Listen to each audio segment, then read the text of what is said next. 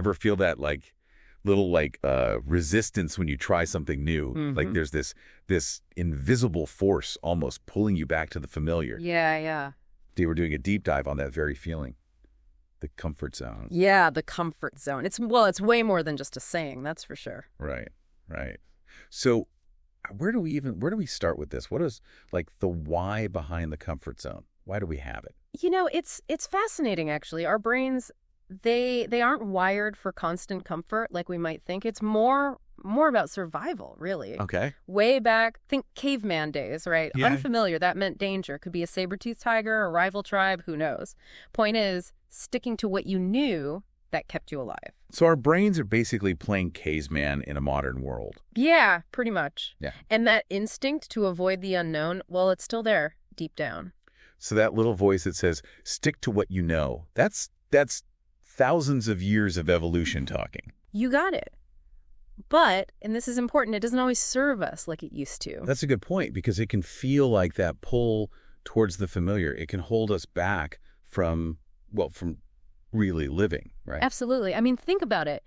If we never leave that safe space, that comfort zone, we miss out on so much. The growth, the new experiences, the connections. So it's not just about feeling a little uncomfortable. It's about what we're potentially missing out on. Exactly. And there's a ton of research out there that actually backs this up. Like, there was a study done at UC Berkeley, and they found that even just routinely pushing your boundaries a little bit, it actually rewires your brain. Oh, wow. Really?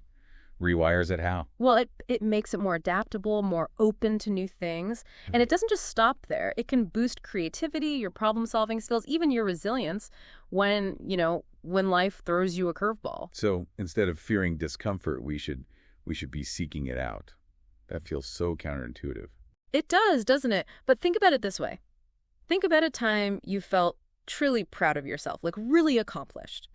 My guess is it involved some level of discomfort before you got to that point. Yeah, actually, you're right. When I finally landed my dream job, it was after this series of interviews. Yeah. And I was sweating bullets the whole time.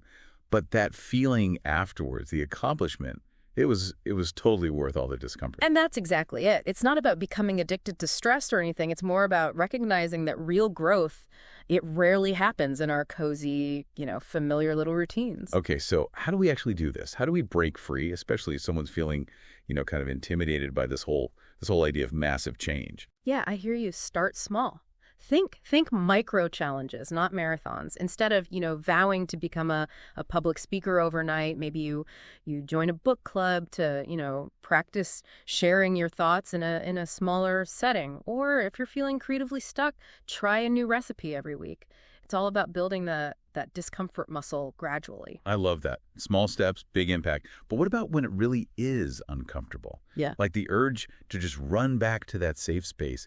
It's strong. How do we push through that? That's where reframing comes in. It's powerful. Instead of seeing that discomfort as a threat, what if we viewed it as a signal? A signal that you're right on the edge of a breakthrough. It means you're stretching, you're growing, you're evolving. Oh, I like that. It's like it's not a stop sign. It's a signpost pointing towards something amazing. Exactly. And the more you do it, the easier it honestly becomes. You build this incredible confidence that you can handle whatever life throws your way because you've faced that discomfort before. This has been amazing. It's really eye-opening to think about it this way. So to wrap things up, I want everyone listening to take a moment and think back to a time that you stepped outside your comfort zone. What did you learn from that experience? What did it teach you about yourself?